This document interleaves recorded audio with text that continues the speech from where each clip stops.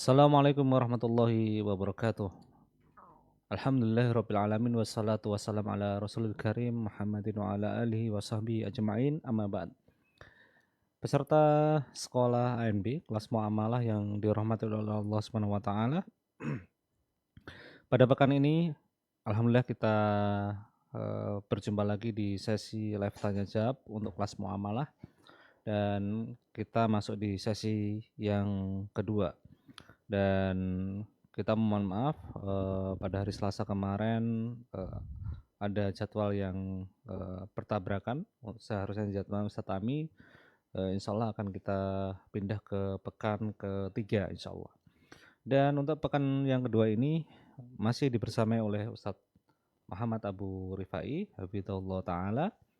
Dan alhamdulillah beliau sudah berada di tengah-tengah kita. Jadi untuk peserta silahkan untuk mempersiapkan pertanyaan. Nanti kita akan memilih peserta yang raise hand pertama kali waktu join.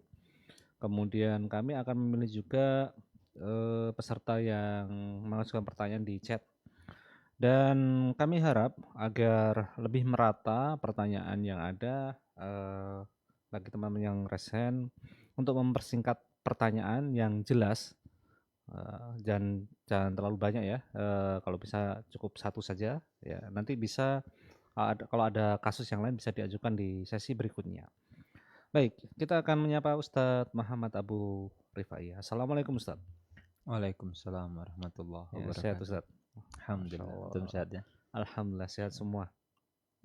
Dan ya kita akan langsung saja Ustadz untuk memilih salah satu peserta yang akan mengajukan pertanyaan. Kita akan memilih yang raise hand terlebih dahulu. Boleh, silakan. Baik. Kita akan memilih peserta yang pertama yang raise hand. Di sini ada Bapak Purnomo. Silakan untuk membuka mic-nya, Pak.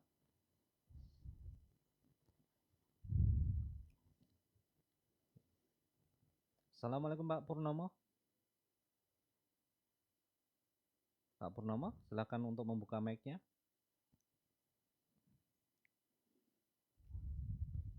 Baik, kita akan melewati peserta Pak Purnomo. Mungkin sedang ada kesalahan teknik. Kita akan lompati terlebih dahulu. Dan di sini ada Bapak Mas Dani Forklift. Silakan untuk membuka mic-nya. Ya, assalamualaikum warahmatullahi wabarakatuh, Ustadz. Waalaikumsalam warahmatullahi wabarakatuh. Silakan. Semoga Ustadz dan rekan-rekan semua sehat-sehat dan Allah ampuni dosa-dosanya. Saya mau bertanya Ustadz terkait koperasi. Nah, di sini saya membuat koperasi dengan konsep syariah, di mana potongannya melalui payroll, potong gaji seperti itu, Ustadz. Nah, uang yang masuk itu akadnya itu investasi, jadi nilai uangnya itu bisa naik sesuai dengan formula investasi, yaitu saat banyak yang bergabung atau banyak uang yang masuk maka nilainya naik, dan banyak yang narik atau banyak yang keluar nilainya turun. Nah, mohon ininya Ustadz, nasihatnya, apakah sistem kayak gitu diperbolehkan, dan mohon nasihatnya juga hal-hal apa yang harus saya hindari terkait agar konsepnya benar-benar sesuai dengan syariah seperti itu, Ustadz. Bapak, itu kan Bapak bilang tadi investasi. Uangnya di convert jadi apa, Pak? Di convert jadi nilai saham, Ustadz. Terus sahamnya saham apa? Saham koperasi tersebut, Ustadz. Enggak, maksudnya koperasi Bapak itu dapat duitnya dari mana? Dapat keuntungannya? Jadi koperasi kita ada usaha pinjaman modal, kerjasama usaha dengan anggota juga, anggota yang menjadi koperasi, jadi dia bisa meminjam modal dengan akad pinjaman modal atau kerjasama usaha. Terus kita juga jual beli kredit barang dengan markup harga. Terus kita koperasinya full digital, pengajuan digital, tanda tangan digital, semua serba digital karena saingan kita memang tujuannya memang menghilangkan pinjol. Jadi dibuat full digital. Kita ada usaha juga, yaitu menyediakan produk digital seperti pembelian pulsa, token dan lain-lain dengan cara bayarnya pas gajian melalui Baik, payroll tersebut. cukup insyaallah. Ya, jazakallahu khairan Ustaz atas jawabannya. Yang pertama, kalau kita bicara konsep investasi gitu ya, tentu uang ini kan harus diubah menjadi apa? Menjadi mesin uangnya. Jadi uang tadi, ini kan kalau uang ini hanya diputarkan ke uang saja tanpa ada underlying produknya, ini kan jadi riba ya Pak ya. Jadi kalau untuk mekanisme yang salah satunya tadi ini diutangkan gitu ya.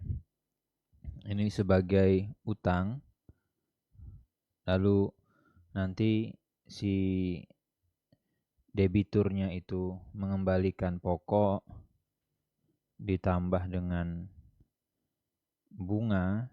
Bunga ini kadang wujudnya bisa macam-macam gitu ya istilahnya. Kalau yang ini nggak boleh.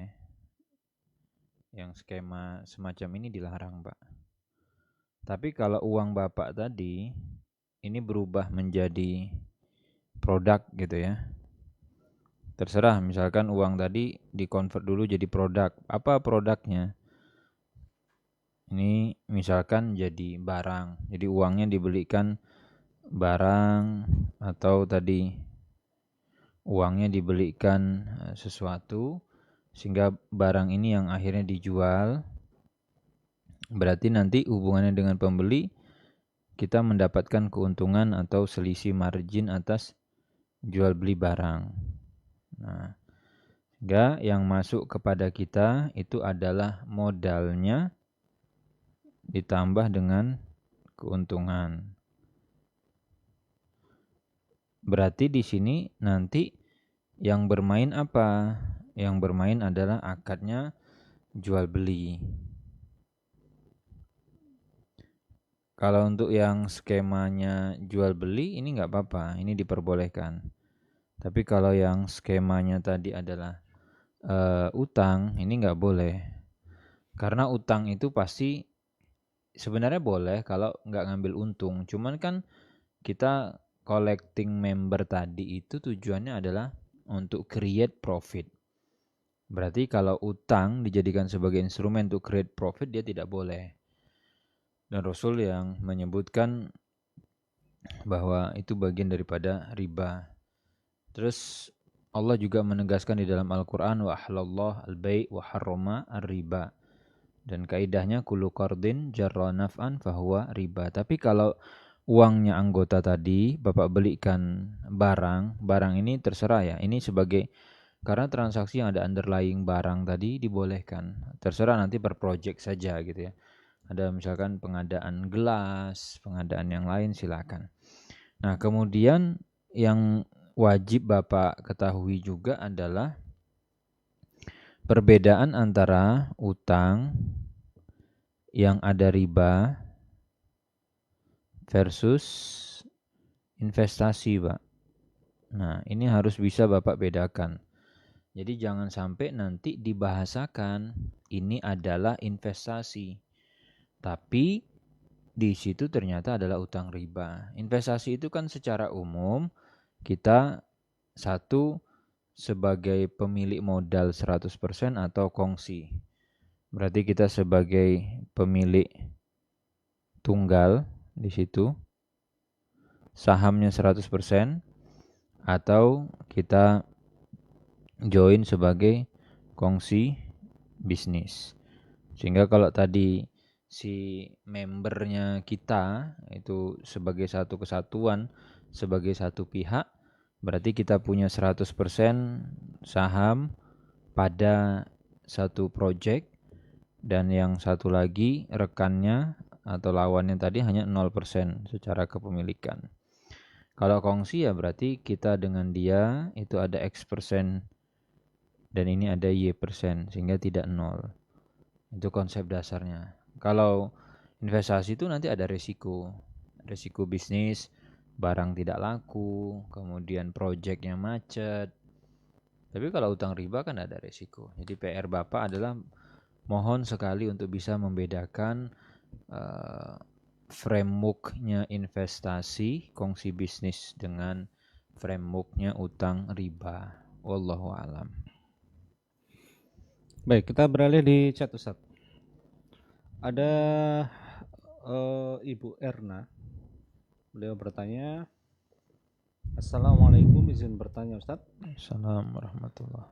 A membutuhkan uang tunai, B mempunyai uang tunai, B memberi uang tunai ke A, dan A mengganti uang tersebut dengan cara transfer saat itu juga ke B. Apakah ini diperbolehkan? Maksudnya tukar menukar uang ya? A butuh uang tunai, B punya uang tunai, B kasihnya ke A ganti dengan cara transfer saat itu juga. Oke. Ya ini berarti tukar menukar rupiah ya. Rupiah. Cuman beda ke transfer aja ya. Saya share ya secara prinsip selama gitu ya terpenuhi dua syarat ya dan biadin dengan mislan bimislin itu diperbolehkan. Jadi kaidahnya pada saat kita punya rupiah lalu ini mau ditransaksikan dengan rupiah berarti dia harus 1:1. Kalau kita tadi ngambil dari kawan, berapa kamu punya? Misalkan 5 juta. Dia punya 5 juta cash. Malas kita ke ATM kan. Nah, kita minta sini uang kamu 5 juta cashnya. Lalu kemudian ini saya kasih kamu juga 5 juta. Jadi sama-sama 1:1 5 juta. Cuman tadi yang ini wujudnya sudah cash. Dan yang di sini adalah by transfer. Apakah semacam ini boleh?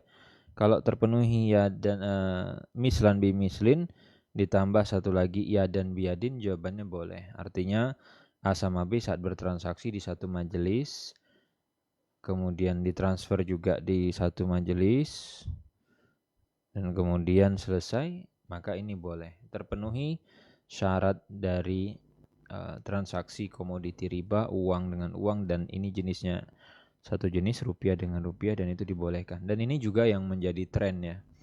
Tren di kalangan generasi belakangan, orang itu males ke ATM kadang. Jadi kalau butuh uang cash tanya aja teman satu kantor. Ada uang cash nganggur nggak gitu kan? Dan mau di convert jadi saldo. Saya butuh cash, malas ke ATM. Ya sudah, enggak apa-apa. Boleh, wallahu alam. Kita beralih di resen, ada Ibu mungkin Bapak Purnomo terlebih dahulu. Assalamualaikum Pak Purnomo. Mungkin sudah siap untuk mengajukan pertanyaan. Pak Purnomo. Baik, sepertinya diturunkan dulu Mas. Baik, kita beralih ke Ibu Susilawati Palembang. Silakan untuk membuka mic-nya Ibu. Baik, Ustaz. Terima kasih. Assalamualaikum warahmatullahi wabarakatuh. Waalaikumsalam warahmatullahi wabarakatuh. Silakan Ibu. Silakan Ibu. Izin bertanya Ustaz terkait biaya operasional yang diberikan pemerintah ke sekolah-sekolah, khususnya di sekolah swasta tempat saya bekerja. Nah, itu biasanya dana bantuan tersebut atau biaya operasional tersebut dibelanjakan sesuai dengan sesuai dengan program yang telah diajukan melalui program ARKAS. Nah, kebanyakan biasanya kalau di program ARKAS itu sudah ada rincian barang yang sudah diinput memang dari aplikasi pemerintah tersebut. Masalahnya atau pertanyaannya, jika barang yang dibelanjakan di lapangan, misal kita beli A atau spidol, harganya hanya 5.000, tetapi di program aplikasi tersebut harganya 10.000 dan nggak ada pilihan lain. Sehingga mau nggak mau kita harus pilih itu. Tapi ketika kita belanja di lapangan harganya hanya 5.000. Lalu jika sekolah atau jika pihak sekolah menyisihkan sisa-sisa uang tersebut dikumpulkan jadi satu dan dibelanjakan lagi untuk kepentingan sekolah, mungkin untuk belanja benda yang lain yang dibutuhkan, apakah itu namanya menyalahi syariat atau bagaimana Ustadz? Atau ada solusi lain? Karena kalau sudah diinput seperti itu nggak bisa dirubah-rubah lagi Ustadz. Mohon penjelasannya Ustadz. Terima kasih. Yang sisa uang tadi Assalamualaikum. dari mana, Bu? Sisa uang tadi dari dana yang cair Ustadz, kan misalnya dana bantuan pemerintah itu misalnya 1 juta. Nah 1 juta itu salah satunya dibelanjakan untuk pembelian spidol misalnya. Spidol di dalam aplikasi yang harus kami kerjakan itu dari pemerintah, satu kotaknya di lapangan itu kami beli di toko hanya 80 kalau satu kotak. Sedangkan di dalam aplikasi pemerintah itu harganya dibuat mungkin 90 atau 100, sehingga kan uangnya sisa ketika kami belanja 30.000 atau 20.000. Nah, sisa itu kami bingung. Kalau dikembalikan nggak bisa, dirubah juga sudah nggak bisa. Jadi jika sekolah berinisiatif mengumpulkan dana tersebut lalu dibelanjakan lagi untuk keperluan sekolah yang lain, itu diperbolehkan. Baik. Saya nggak tahu kalau berarti Ibu belanja di luar sistem ya? Bukan, kami kan kami menginput dana aplikasi, dana operasional itu sebelum dicairkan kan sekolah itu harus mengajukan program dulu. Nah, program itu diinput dalam suatu sistem yang sudah dibuat oleh pemerintah. Nah, di situ Maksud saya, Ibu belanja spidolnya tadi bisa dia nggak pakai marketplace-nya pemerintah, itu maksud saya. bisa, iya. Belanjanya memang di toko terserah, Ustaz. Terserah kita belanja di mana, yang penting ada notanya. Nah, masalahnya ketika kita harus melampirkan SPJ, surat pertanggungjawaban itu, nota belanja kita itu harus sama persis dituntut, harus sama persis dengan yang ada di pengajuan kita. Sedangkan di lapangan belanjanya nggak segitu, kayak gitu. Jadi kami dilema, Ustadz. Jadi harus bagaimana itu mensiasatinya supaya tidak menjadi dosa. Baik. Wallahu alam ya, saya nggak tahu teman-teman yang mengelola sekolah. Ini layar sudah muncul ya? Share screen-nya belum? Jadi memang dilemanya kaitannya dengan BOP ya. Iya benar. Jadi antara antara prinsipnya begini. Kalau bicara prinsip dasar, yaitu dikurang-kurangi sebisa mungkin untuk berbohong. Jadi prinsip kita tadi nota palsu, kemudian tadi apalagi bohong dan yang lainnya gitu ya. Nah, ini yang sebisa mungkin dikurang-kurangi. Nah, terus bagaimana kalau misalkan tadi ya akhirnya nanti pada akhirnya akan muncul kelebihan-kelebihan barang gitu. Jadi kalau misalkan tadi harusnya uang 100.000 itu kan bisa dapat 2 kotak gitu kan ya. Tapi kalau di sistem 100.000 itu cuma dapat misalkan 1 kotak. Nah, kalau mau mainnya seperti ini ya berarti dimaksimalin supaya habisnya 100.000. Karena kan di sistem kita inputnya 100. Kalau tadi di sini misalkan kita hanya belanjanya 1 kotak, harusnya kan uang kita cuma keluar 50. Dan notanya kan mestinya 50 tertulis di situ. Kalau misalkan belanja di luar si marketplace-nya tadi gitu kan. Bukan yang karena kalau tokonya tadi yang ada di dalam marketplace tentu harganya kan pasti dia akan standar harga marketplace-nya tadi gitu ya. Nah, terus sebagian sekolah yang saya dapati gitu, mereka menggunakan BOP ini untuk belanja barang-barang yang mahal sekalian aja gitu. Jadi yang ATK itu mereka bisa gunakan dari misalkan SPP atau yang lain. Tapi untuk yang bantuan-bantuan BOP itu sekalian dicarikan barang-barang yang harganya mungkin bisa jadi puluhan juta. Yang itu sebenarnya di dalam sistemnya si Arkasnya tadi itu ada dan diakomodir. Jadi dialokasikan ke situ. Yang kira-kira sekolah bakal butuh dengan alat itu. Saya nggak tahu misalkan pengadaan kamera, pengadaan drone gitu ya, pengadaan alat-alat media semacam ini. Kalau misalkan itu memungkinkan gitu ya, ada barang-barang yang mahal yang itu menjadi fitur-fitur penunjang sekolah, bisa dialokasikan ke situ. Sehingga secara prinsip kita berusaha sebisa mungkin menghindari nota palsu dan kemudian kebohongan-kebohongan ini gitu. Jadi masalah tadi, oh kalau di luar barang ini harusnya cuman mungkin 20 juta. Tapi begitu sudah masuk ke dalam marketplace jadi 25 juta. Ya sudah, kalau memang seperti itu daripada kita bohong, ya ikuti saja yang di situ, gitu kan. Dan sebisa mungkin tadi mengurangi peluang kita di dalam memalsukan nota, di dalam kebohongan. Jadi kaitannya dengan ada juga sebagian sekolah itu menghabiskan untuk beli kertas HPS itu berdus-dus gitu. Wallahu alam, jadi sebisa mungkin kita sebagai pihak penerima hibah gitu ya untuk menunaikan amanah sebaik mungkin dengan segala macam dinamikanya tadi gitu ya, dialokasikan. Kita bisa apa, fattakullah mastata'tum, bertakwa kepada Allah sesuai dengan kemampuan sebisa mungkin kita mengurangi celah-celah dusta tadi. Wallahu alam. Baik. Ini ada Bapak Yusuf, beliau bertanya terkait dengan membeli emas dengan cara dicicil. Insya Allah sudah ada videonya di Q&A. Nanti kita akan share Q&A tanya jawab.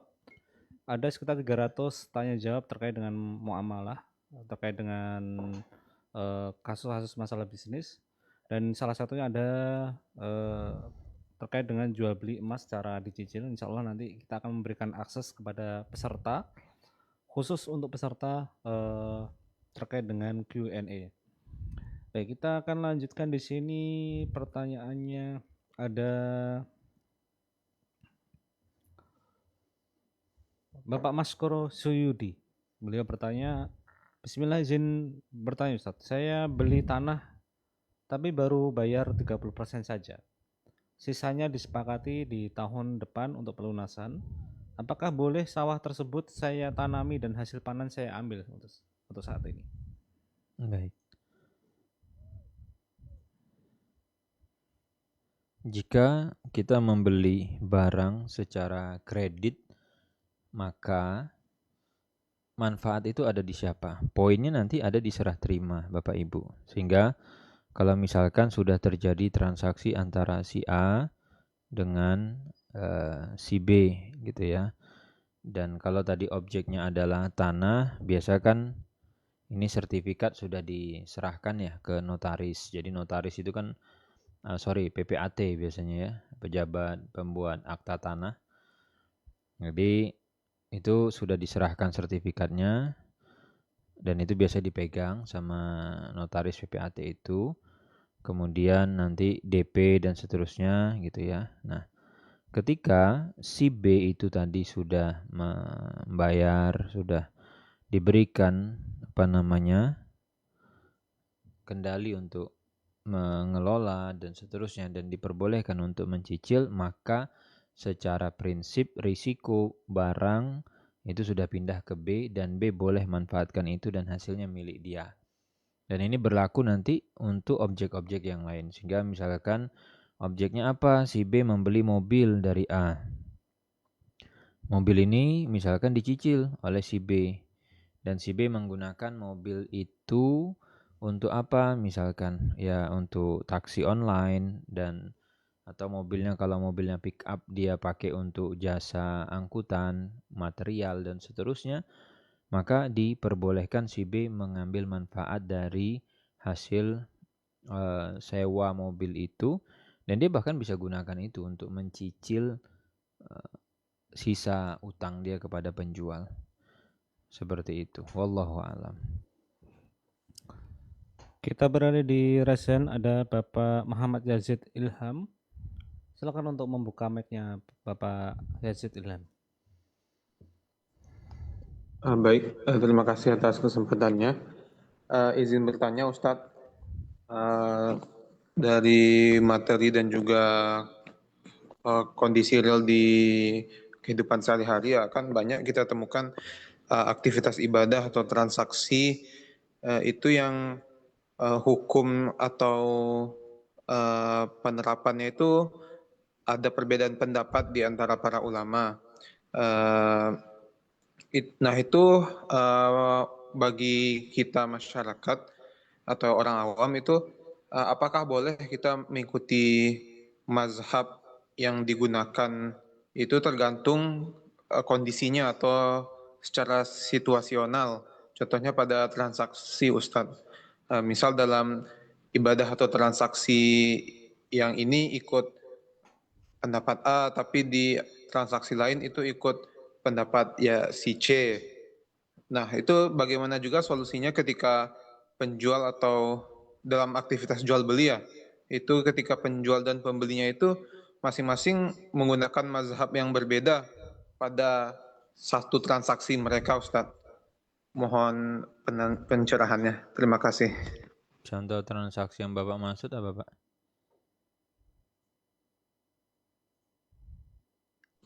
Contohnya itu misal dalam jual beli yang biasa aja Ustadz, jual beli apa ya yang berbeda itu seperti jual beli mu'atoh itu menurut si penjual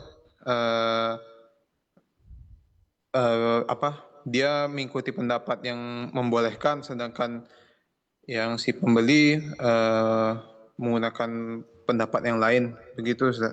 Baik. Yang pertama, kalau kita bicara kaidah di dalam memilih pendapat gitu ya, maka apa yang menjadi acuan bagi kita orang awam di dalam memilih suatu pendapat?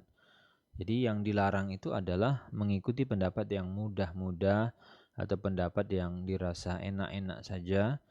Jadi standarnya adalah dalil. Jadi dasar argumentasi. Sehingga kalau memang kita sudah ketemu, kok ada 3 pendapat, kok ada 4 pendapat, coba gali sedikit aja.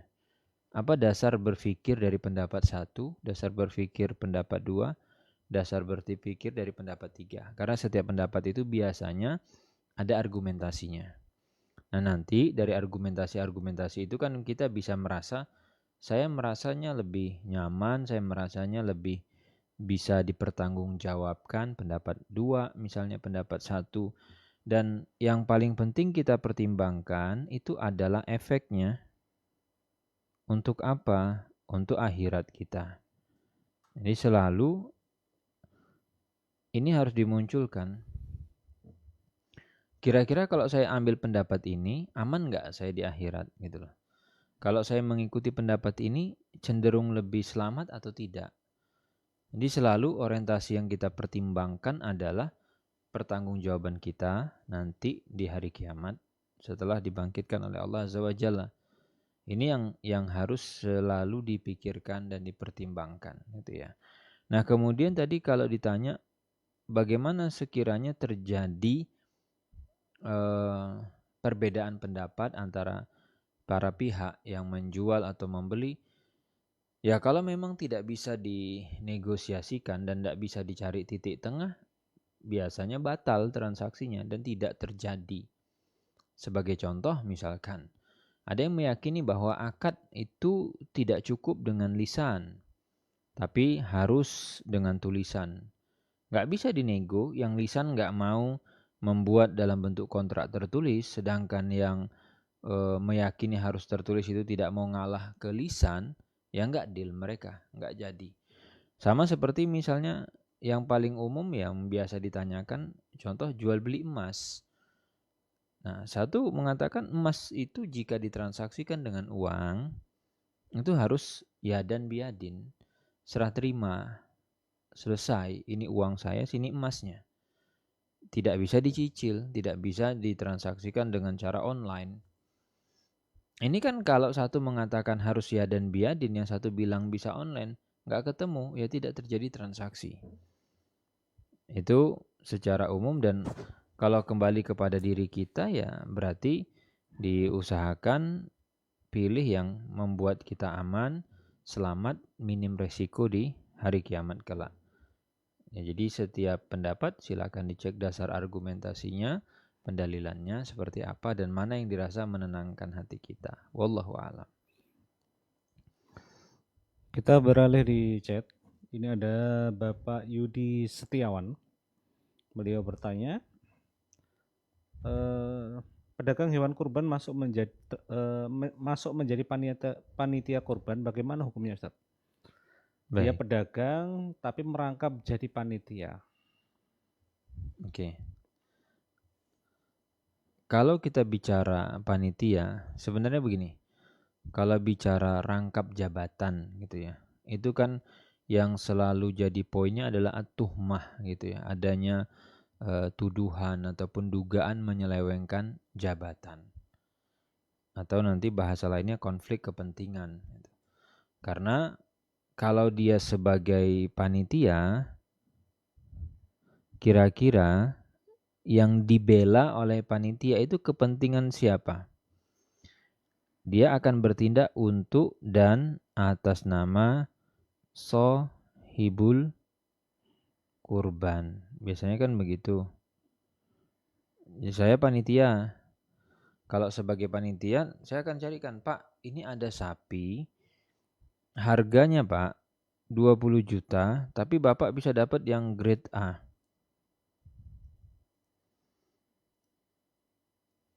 Kalau dia sebagai pedagang, tentu kepentingannya apa yang namanya pedagang?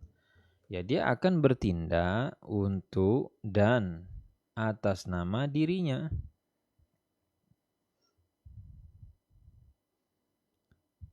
Jadi yang dipikirkan pedagang bagaimana caranya untuk grade A enggak 20, 25. Karena dia pengen dapat yang lebih gede untungnya.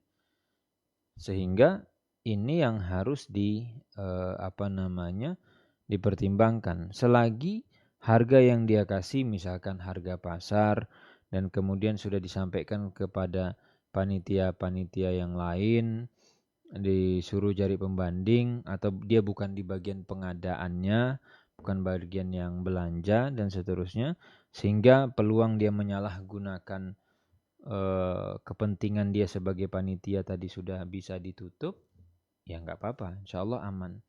Atau dia bisa sampaikan juga sebenarnya kepada sohibul kurban, Bapak Ibu, ini kan kita per orangnya 3.500.000 misalkan, atau 4 juta. Nah, sapi-sapinya ini ada di tempat lain harga segini-segini. Gitu. Jadi poinnya, selama dia tidak ada penyalahgunaan amanah, insya Allah enggak apa-apa gitu ya. Tinggal dikomunikasikan dan terbuka aja. Nah, kadang yang jadi masalah itu kan si pedagang ini nutupi gitu. Kalau dia ngambil untung untuk kepentingan pribadinya. Di panitia ya jujur aja, kalau memang kami sebagai panitia mau dapat untung. Nah, tinggal dia dari mana mau dapat untungnya. Apakah minta bayaran sama sohibul kurban? Kami tidak mau kerja gratisan sebagai panitia. Capek kami ngurus, nyari-nyari ke sana kemari, tanggung jawab. Bayar kami, minta sama sohibul kurban. Jangan nanti diam markup harga. Dia kan bukan penjual di situ. Jadi ya terus terang aja, kalau memang mau minta bayaran, bunyikan.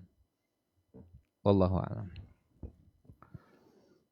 Baik, kita ada peserta yang resen ini, ada Bapak Muhammad Abizar Nurdin Depari. Silakan untuk open mic-nya. Bismillah, Assalamualaikum warahmatullahi wabarakatuh, Ustaz. Waalaikumsalam warahmatullahi wabarakatuh. Silakan Bapak. Ahsanallahu ilaikum, Ustaz. Izin bertanya Amin. mengenai skema jual beli di GoFood sebagai seller, Ustaz. Nah, kemarin ada yang pesan makanan di GoFood, Ustaz, di toko saya. Namun ketika drivernya sampai di toko saya, dia mengambil barang atau makanan, kemudian mengantarkannya ke customer, Ustaz. Setelah sampai di customer, barulah saya menerima notifikasi uang masuk ke saldo GoFood saya, Ustaz. Nah, sebelum saya berikan makanan ke pihak drivernya, saya minta penjelasan terlebih dahulu mengenai skema akadnya gitu, Ustaz.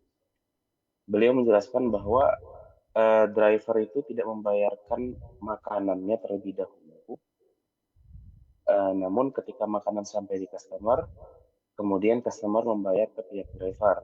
Nah, barulah saldo di GoFood saya bertambah, Ustaz. Nah, hukum skema akad yang seperti ini tuh bagaimana, Ustaz? Jazakumullah khair. Kalau misalkan si customer tiba-tiba cancel gimana, Pak? Kalau dari pihak sellernya itu udah menerima pesanan, customer nggak boleh nge-cancel lagi, Ustaz. Di sistem nggak bisa? Nggak bisa, diblokir sama pihak GoFood. Kalau nanti customer yang nggak ada, yang tanggung jawab siapa? Drivernya berarti kan yang harus bayar. Nah, itu saya nggak tahu, Ustaz, kalau itu. Baik.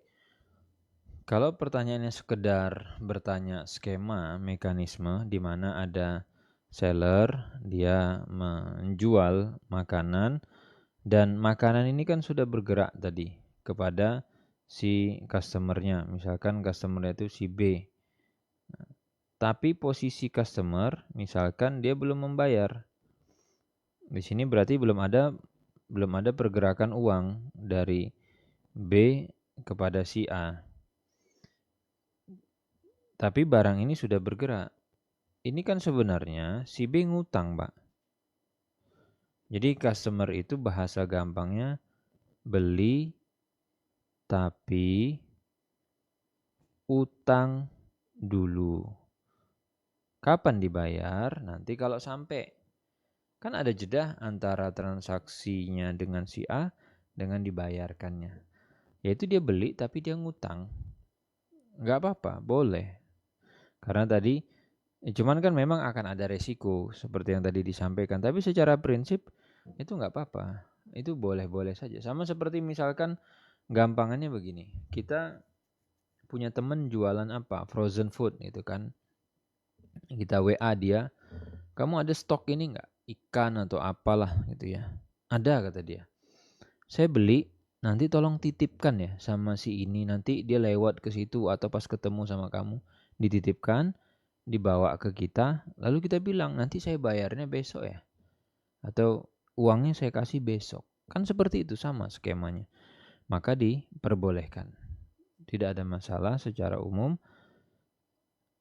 Tergantung nanti detailnya ada apa aja di situ, ya itu mungkin bisa jadi pertimbangan lain, tapi secara umum boleh si pembeli itu utang dulu. Ini prinsipnya dia utang dulu, Pak. Wallahu a'lam. Baik, masih berlanjut di Rasen. Yang kebetulan yang Rasen juga bertanya di chat, Ustaz. Ya, Kita silakan.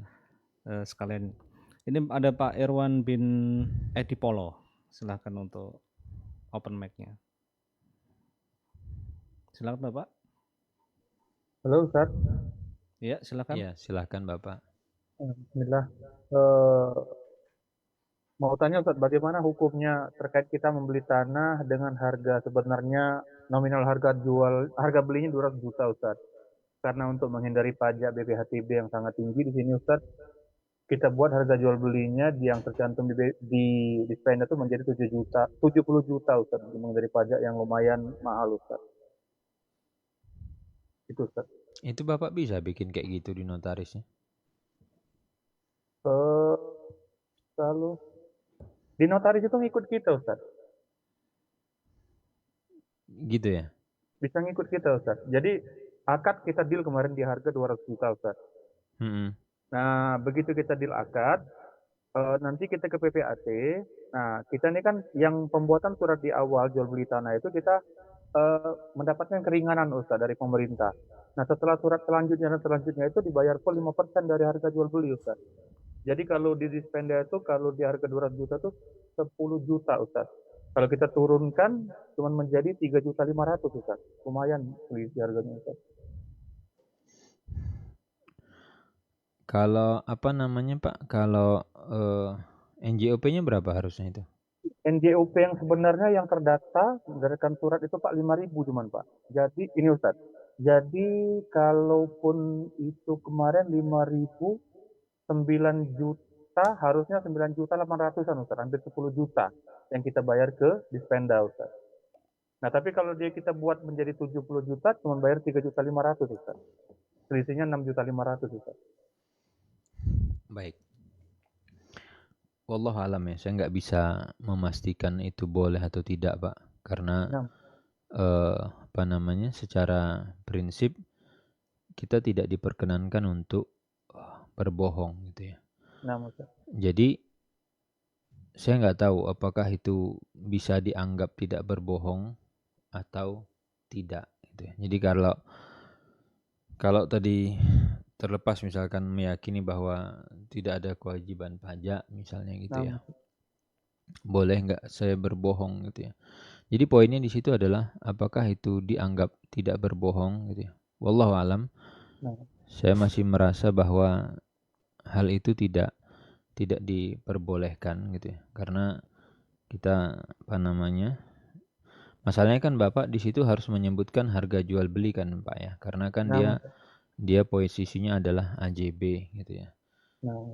Kalau itu saya nggak tahu ya apakah ada hal-hal atau bahasa-bahasa yang bisa di dalam tanda kutip dimainkan gitu ya. Mungkin bisa menyelamatkan kita. Jadi poinnya menyelamatkan kita dari berbohong gitu ya. Karena ya benar sih misalkan 200 juta. Ini berapa?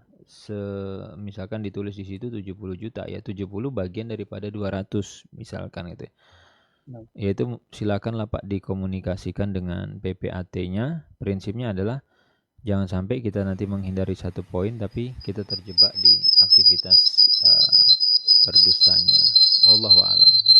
Saya nggak berani memastikan, tapi itu kalau Bapak butuh sharing ya kira-kira seperti itu yang jadi poin permasalahannya Pak. Baik, cukup Ustaz. Cukup. Baik, kita lanjutkan lagi. Pertanyaan di resen ada Bapak Ferry, silakan untuk open mic-nya. Baik, terima kasih Ustadz. Assalamualaikum warahmatullahi wabarakatuh Ustadz. Waalaikumsalam warahmatullahi wabarakatuh. Izin bertanya Ustadz, ini ada 2 pertanyaan. Yang pertama itu, Satu aja dulu Pak. oh ya baik. Di sini yang kurban ya Ustadz. Bismillah. Di sini ada lembaga amal dari bank konvensional. Di lembaga tersebut ada program kayak penyaluran hewan kurban untuk fakir miskin, duafa dan yatim piatu dan sebagainya.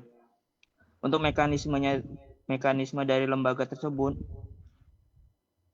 akan mencairkan dana asalkan kita sebagai perantara harus mengirimkan data penerima hewan kurban itu seperti nomor KTP ke lembaga dan si perantara tersebut membelikan terlebih dahulu hewan kurban. Nah, jadi yang dipertanyakan, jadi hukumnya kita sebagai perantara berkolaborasi dengan lembaga tersebut apa sih Ustaz? Baik. Saya nggak tahu ya, apakah di situ ada posisi marketing atau promosi atau tidak gitu ya. Jadi kalau bicara misalkan kerjasama dengan lembaga-lembaga ribawi, yang kita khawatirkan sebenarnya dari sisi wa ta'awanu alal birri wa taqwa wala ta'awanu alal ismi wal udwan. Jadi sisi ta'awun terhadap perbuatan yang maksiat. Apakah kurban itu maksiat? Sebenarnya kurbannya tidak maksiat Pak gitu ya. Kurbannya tidak ada masalah. Cuman kalau dari sisi lembaga konvensionalnya tadi, mereka menjadikan itu sebagai ajang atau mereka menjadikan itu sebagai wasilah untuk promosikah, untuk bagian daripada penyebaran branding mereka, brand awareness-nya dan seterusnya gitu ya. Itu saja sebenarnya yang kadang jadi sorotan kalau kita bicara dengan lembaga-lembaga ribawi gitu Pak. Karena sebagian menjadikan amal-amal sosial tadi itu sebenarnya tidak free gitu ya. Di balik itu tuh ada apalagi tadi kan ada indikasi ke sana itu dari jalur apa Pak? Dari jalur tadi dimintai KTP dan seterusnya gitu ya Pak ya. Walaupun tidak selalu itu jadi untuk database ataupun jadi nasabah mereka gitu. Tapi ya nanti Bapak lihat lagi konsekuensi atau deal-dealan MOU-nya Pak gitu. Wallahu alam. Baik, kita beralih di chat Ustadz. Ada Ibu Lala, beliau bertanya, saya seorang pengumpul barang bekas, yang dimana pekerja tersebut mengirim barangnya kepada saya. Ada pekerja baru ingin dibuatkan fasilitas seperti gerobak dan modal usaha untuk mencari rezeki. Apakah ini termasuk sebagai dua akad dalam satu transaksi? Baik. Dia store barang bekas Ustaz, Iya. kemudian dimodali. Apakah itu dua akad dalam satu transaksi? Sebenarnya tidak ya. Jadi kecuali ibu mensyaratkan dan itu jadi utang gitu ya. Tapi kalau ibu sifatnya tidak ngutangi, sebenarnya nggak apa-apa. Jadi status gerobak ya. Ini kan harus dikelirkan. Apakah miliknya si A ini misalkan sebagai pengepulnya, atau itu milik si B. Nah, kalau milik si A kan kemungkinannya gitu kan dipakai gratis, nggak apa-apa Bu, karena ibu dengan keterbatasannya, ibu kami kasih gerobak, kami buatkan gitu ya. Tapi Bu kami minta tolong nanti jangan ibu cerita-cerita sama kawan. Besok datang 100 orang ke sini minta buatkan gerobak, kan sakit kepala kami nanti Bu. Nah, ini rahasia aja lah untuk ibu ya, gitu kan. Atau bisa jadi sewa. Bu, ini kami buatkan. Tapi mohon maaf, kita nggak bisa Bu memberikan gerobak ini gratis. Ibu harus bayar sewanya per hari sekian. Gitu kan. Atau ibu itu nanti buatin gerobaknya tadi dibuatin ke B dan jadi milik si B. Nah, kemungkinannya bisa jadi gratis tadi ya, dikasih. Ini kalau tadi kan gratis pakai ya. Kalau ini gratis tapi jadi pindah hak milik. Atau tadi ibu kami buatin tapi kami utangi gitu. Nah, kalau dia main skemanya yang ini dia nggak boleh memberikan syarat ibu harus jual rongsoknya atau barang bekasnya ke kami. Berarti kita mensyaratkan saya mau ngutangin kalau kamu mau begini-begini. Berarti kita sebagai kreditur ngambil benefit dari utang. Itu nggak boleh. Kalau kita mau ngutangi ya bilang nggak apa-apa, yang penting ibu cicil. Masalah nanti ibu mau jual barang bekasnya ke kami boleh, mau ke pengepul lain silahkan gitu. Yang penting ibu punya kewajiban bayar utang. Artinya dia tidak diikat dengan keharusan menjual barang bekasnya ke kita. Jadi kan secara umum ada 4 kemungkinan tadi, apakah tetap miliknya si A sehingga dia bisa gratis pakai si B-nya, atau dia sewa ketika memakai, atau itu sudah ini untuk si B saja gitu kan, gratis nggak usah dibayar gitu ya, sebagai kamu bisa cari rongsok, atau kamu bayar kami anggap sebagai utang. Secara umum seperti itu. Jadi catatan pentingnya ketika kita anggap itu sebagai utang. Wallahu a'lam. Baik, kita beralih di Rasian Ustaz. Ada Bapak Umar Karim. Silakan untuk open mic-nya, Bapak.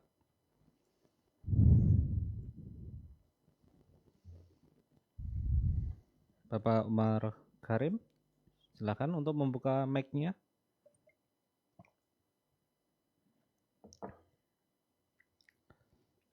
Baik, kita lewati.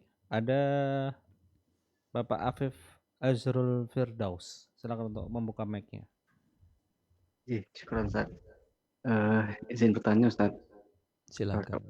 Terkait dengan jual beli rumah misalnya Ustaz. Misal disepakati jual beli rumah secara kredit 10 tahun gitu Ustaz. Nah, namun ada klausul misal seandainya kemudian pembeli itu membatalkan jual beli, maka selama digunakan rumah itu maka akadnya menjadi akad sewa gitu, Ustaz. Jadi misal 2 tahun berjalan pembeli membatalkan, maka nanti dia akan membayar sewa 2 tahun rumah tersebut dengan harga sewa yang telah disepakati. Itu apakah boleh? Nah, misalnya itu tidak boleh, terus untuk konsekuensi dari pembatalan pembelian itu seperti apa ya, Ustaz? Sedangkan rumah sudah ditempati. Oke. Ustaz, matur nuwun. Yang pertama, kalau kita bicara kerangka daripada jual beli itu akad yang lazim. Akad lazim itu tidak bisa dibatalkan secara sepihak. Dan Allah yang menyebutkan ya ayyuhalladzina amanu aufu bil uqud. Dan kemudian al muslimuna ala syurutihim illa syartan ahalla haraman au harrama halalan. Dan kalau misalkan tadi sudah deal, Pak, ini rumah selama 10 tahun, Pak ya. Saya sebagai penjual, Bapak sebagai pembeli. Nah, pembeli tidak bisa, Pak, membatalkan secara sepihak. Tentu tadi kan sertifikat rumah jadi agunan kan, jadi sebagai penjamin baru nanti bisa kita berikan jika sudah lunas. Bagaimana jika tiba-tiba di sini pembeli batal? Itu ya. Kalau pembeli batal, sebenarnya apakah saya bisa menganggap itu biaya sewa?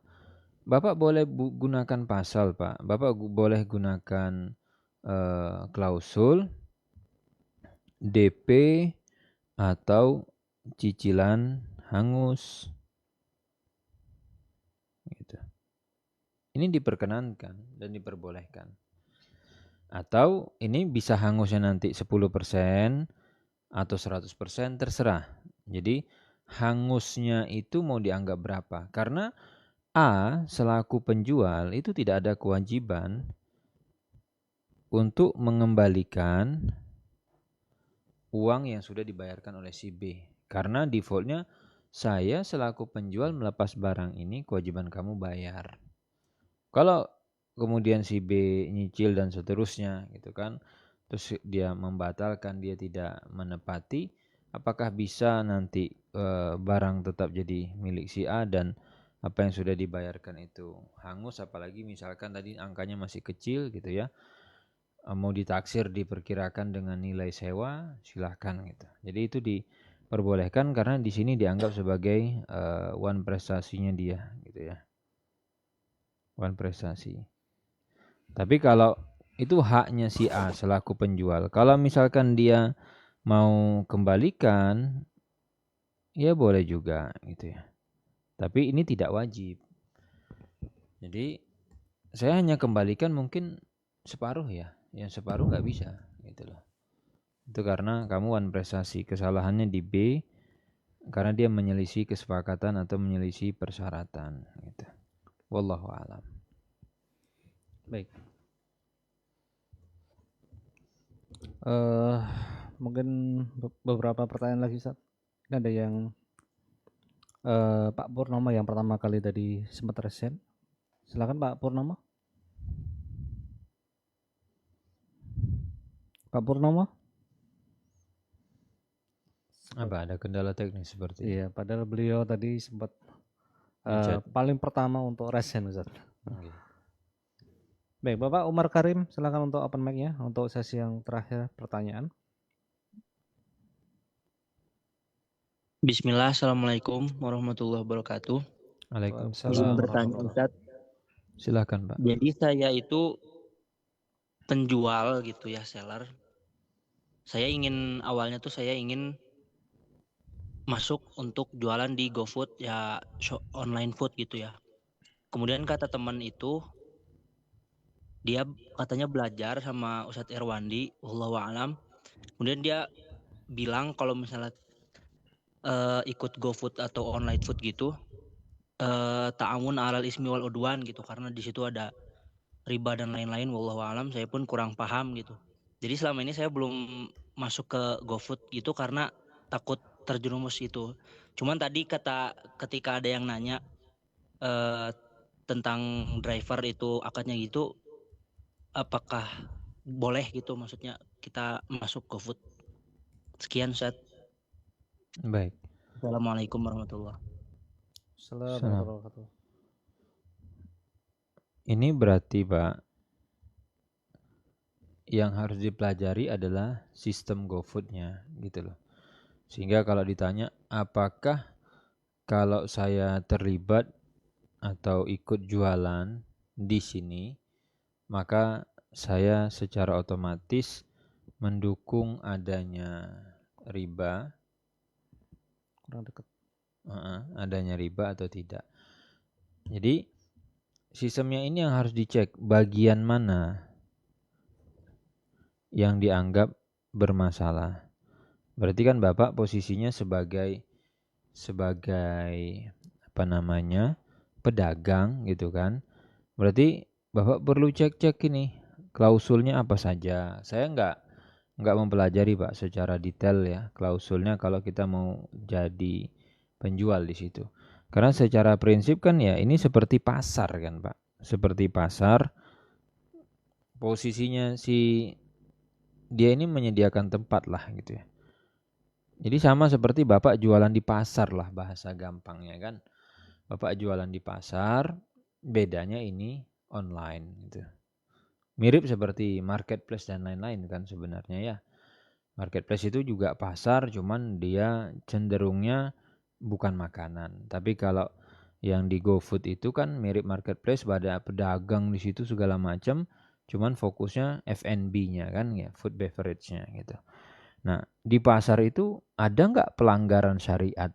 Ada. Jangankan pasar online, pasar offline saja kalau dilihat. Bapak pergi misalkan ke pasar tradisional atau pasar yang modern di mall gitu kan. Di situ ada nggak pelanggaran-pelanggaran syariat? Ada gitu. Cuman bagian mana gitu kan? Dan kemudian juga apakah saya terlibat langsung di situ? Ya, lalu kemudian apakah yang ini tadi bisa dihindari? Mungkin dari sisi payment atau dari sisi apa gitu kan ya. Sehingga kita harus, apalagi Bapak praktisi. Kalau Bapak praktisi kan mau nggak mau Bapak harus gali sisi yang dianggap bermasalahnya bagian mana. Itu Pak secara analoginya sama seperti teman-teman yang berdagang di pasar tradisional ataupun di pasar ini kan defaultnya pasar. Tinggal dicari tahu bagian mana yang dianggap trouble. Bisa nggak dihindari? Bisa nggak poin itu dihilangkan? Karena kaidah asalnya muamalah itu halal. Sampai kita jelas, wow, ada sisi yang membuat dia menjadi haram. Nah, bagian mana? Bisa hilangkah? Atau kemudian memang tidak bisa dihilangkan? Kalau tidak bisa dihilangkan, kita terlibat langsung di situ atau tidak?